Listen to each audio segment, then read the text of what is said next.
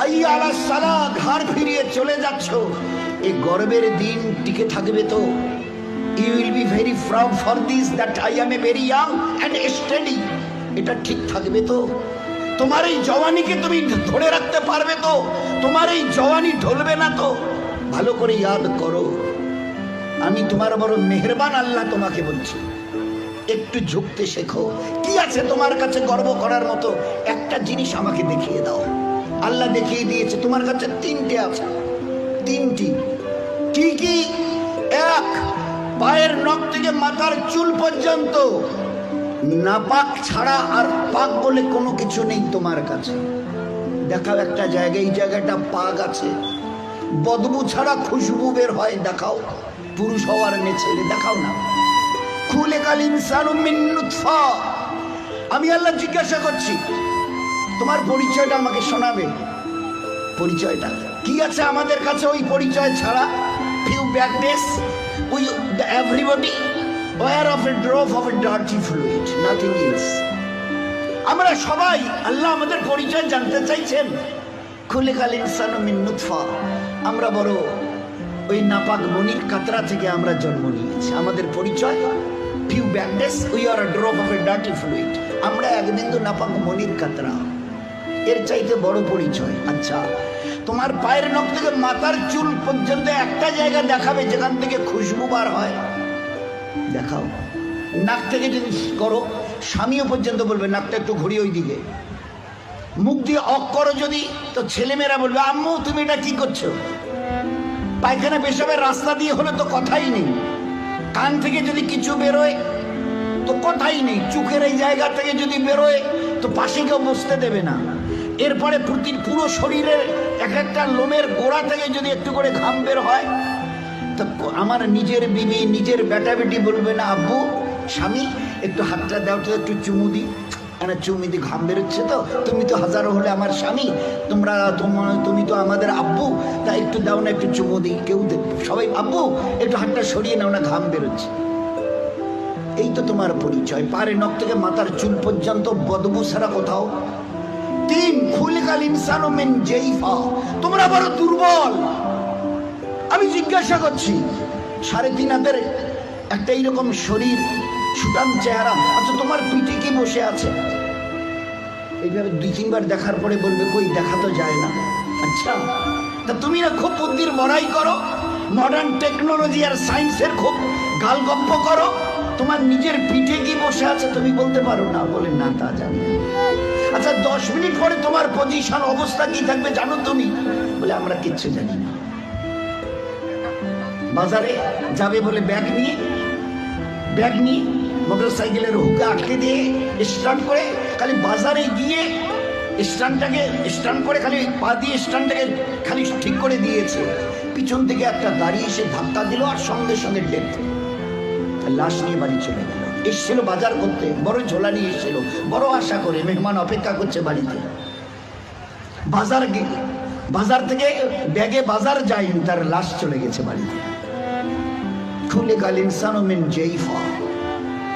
4, আল্লাহ জিজ্ঞাসা করছে আব্দুর রহমান বয়স কত? হ্যাঁ আল্লাহ 42 চলছে। বাকি কত? I know nothing about my age. Nurjahan তোমার বয়স কত চলছে? আল্লাহ 45 চলছে। আচ্ছা এরপরে আর বাকি কত? তা আল্লাহ আমি কেমন করে বলবো? বললেন না তোমার নিজের বয়স। তাহলে তা তো জানি না। এই তো তোমার অবস্থা, এই তো তোমার অবস্থা। তুমি এক বিন্দু নাপাক, তুমি বড় দুর্বল, তুমি বড় বদবুদার, আর তুমি তোমার নিজের 10 মিনিট পরের অবস্থা তাও তোমার জানা নেই। এরপরেও যে আল্লাহ তোমাকে তিলে তিলে তার দয়ায় এই সেকেল সুরত আর এইরকম হায়াত দিয়েছে, একবারও তার কথা ভাবো না। একবারও তার কথা ভাবো না যে কত দয়ায় তিনি তোমাকে প্রতিপালিত করেছেন। দেখবেন সবাই, আমরা তো ওই সময় থাকি না, ওখানে মেয়েরাই থাকে। বাচ্চা যখন জন্ম নেয় না, তো যারা দাদি নানি চাচি যারা ওখানে ভিতরে থাকে, ও তারা এবারে বাচ্চা বের হওয়ার পরে এবারে হাতটার নখগুলো ভালো করে দেখে, কান টানগুলো ঠিক আছে কিনা, সব কিছু চোখ টোকগুলো, হ্যাঁ ঠিক আছে গো, ঠিক আছে, খবরদার বাচ্চা ছেলে হয়েছে মেয়ে হয়েছে, ঠিক আছে, সব ঠিক হয়েছে, সব আছে। চোখ আছে, বুরু আছে, মাথায় চুল আছে, হাত পা ওর নখটুকু পর্যন্ত বেশ গজিয়েছে। আচ্ছা, তো মুখে দাঁত কটা নেই কেন? কখনো ভেবেছ? এ জগতের ইনসান, ভেবেছ কখনো? সব বলছো ওকে, আচ্ছা দাঁত কটা যে নেই? আল্লাহ জবাব দিয়েছে তোমাকে বাঁচাবার জন্য। ওই সময় তোমার মুখে দাঁত কটা, যে আল্লাহ তোমার সব কিছু দিয়েছে, হাতের পায়ের নখ পর্যন্ত আছে, 2-4-5 দিন পরে কেটে দিতে হয়, সেখানে দাঁত কটা দিইনি কেন? তোমাকে বাঁচাবার জন্যে। আমাকে চেনো আমি কত বড় মেহেরবান তোমার জন্য।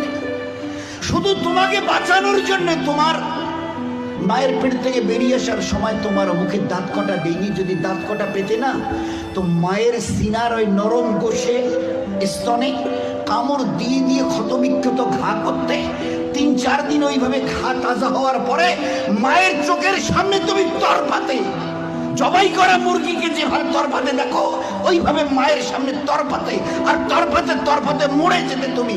তোমার মা একটাবার মুখে তুলে তার নিজের সিনা তোমার মুখে লাগাতো না, এই জন্য তুমি কামড় দিয়ে ঘা করে দিয়েছো।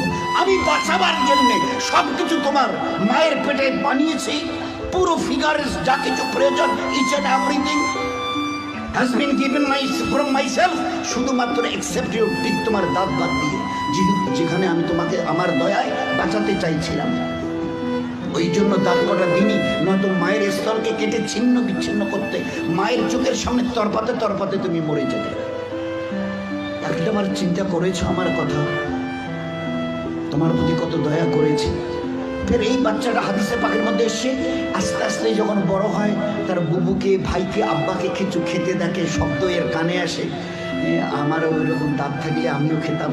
আল্লাহ বলে, হাদিসে পাকের কথা বলছে, আল্লাহ বলে তুই একটু সবর কর, কারণ এখন তোর অতটা হুশ আওয়াজ হয়নি, এখনই যদি দাঁত দিই মায়ের স্থানে কাপড় দিবি, একটু সবর কর, এই 7-8 মাস 9 মাস 10 মাস হোক না, একটু যখন, তারপরে আমি দাঁত দেবো। গোস্তের ওই নরম জায়গা থেকে আস্তে করে বাবা মাও সব খুশি, আম্মা তোমার নাতির দাঁত গজিয়েছে শুনেছ? আচ্ছা, 2টো দাঁত গজিয়েছে, তো উঠতে দেখে সবাই খুশি। আচ্ছা, কখনো ভেবেছ এই দাঁতটা বাড়তে বাড়তে এই পর্যন্ত বারবার পরে আর বাড়ে না? Why? What is the reason of it? Who will give the answer? Who will give the answer? Anybody else of this world? আছে কেউ দুনিয়াওয়ালা, ও মডার্ন সায়েন্স, মডার্ন টেকনোলজি ওয়ালা, এই দাঁতকে গজাতে দেখে খুশি হয়েছো?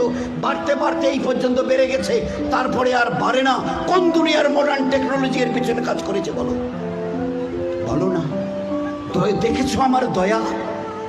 তারপরেও যদি যেভাবে বাড়ছিল, যদি আর 6টা মাস বাড়তো না, তোমার নিজের চেহারা আয়নায় দেখলে তুমি একবার দেখে আটকে উঠে বেহুশ হয়ে মরে যেতে, অজ্ঞান হয়ে মরে যেতে। কি বিকট চেহারা, নিচের দাঁতগুলো বেড়ে গিয়ে এইরকম, উপরের দাঁতগুলো বেড়ে গিয়ে এইরকম হতো তোমার চেহারাটা, বিকট একটা চেহারা হতো। আমি ওটাকে কন্ট্রোল করেছি।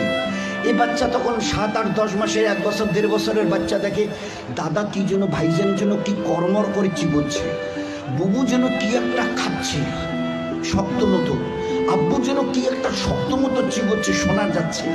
আসমান থেকে আওয়াজ আসে, তুই একটু সবর কর না, তোকে হালকা জিনিস খাওয়াবার জন্য যে দাঁতটা এখন দিয়েছে ওটার নাম হচ্ছে দুধ দাঁত, এর ক্যাপাসিটি কম, হালকা জিনিস চিবোতে পারবি, শক্ত জিনিস চিবোলে না ও দাঁত ভেঙে যাবে, তো তুই একটু সবর কর।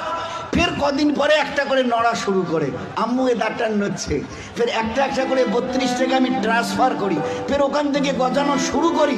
এইবারে তুমি নিজের দাঁত দিয়ে যত শক্ত হাড় হোক, পেয়ারা হোক, যা কিছু মন চায় খুব কর্মড়ি চিবিয়ে খাও, কোনো অসুবিধা হবে না।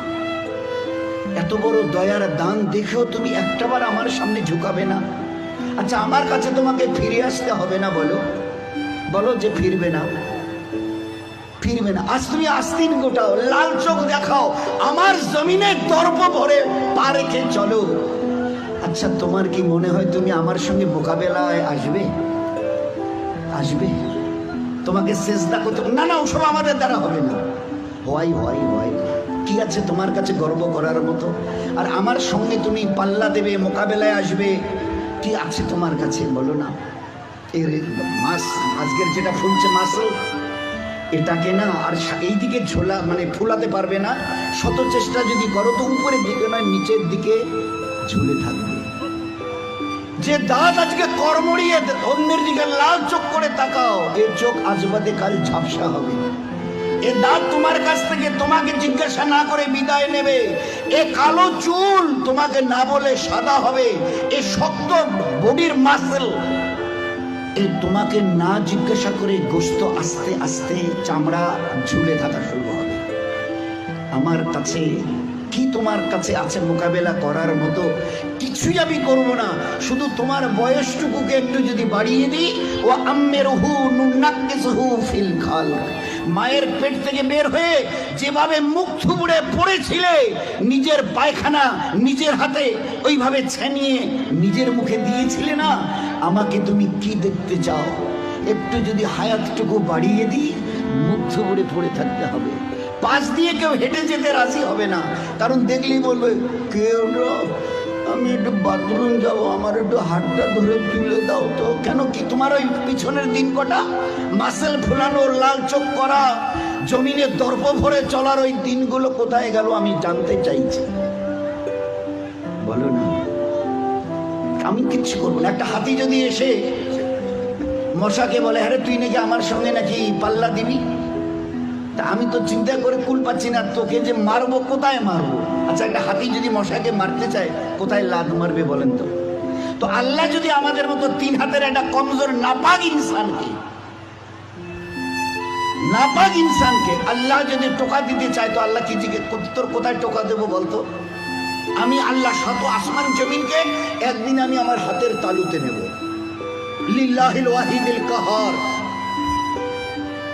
শত আসমান ও জমিনকে আমি একদিন আমার হাতের তালুতে। ও আল্লাহ কত বড়! আর ওই আল্লাহর মোকাবেলায় যদি আমি আসি, তো আল্লাহ কি বলবে? ওই হাতির মতো মশাটাকে যদি বলে আরে তোরে আমি কোথায় ধরি আর কোথায় মারি বলতো?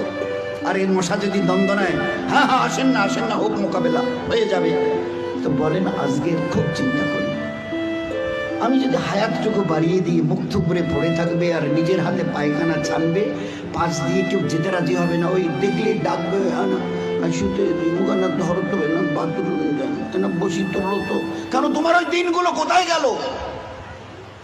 এইরকম বুক ঠুকা দিনগুলো তোমার কোথায় গেল? দোস্ত, ও দিন আসবে, ফের দুনিয়া থেকে বিদায় নিয়ে খোদার কাছে ফিরে যেতে হবে। আল্লাহ কুল্লু নাফসিন যায়কাতুল মাউত সুম্মা ইলাইনা তুরজাউন। কে আছো দুনিয়ায়? ঝুপড়িওয়ালার কুরসিওয়ালা কে আছো যে আমার কাছে আসবে না?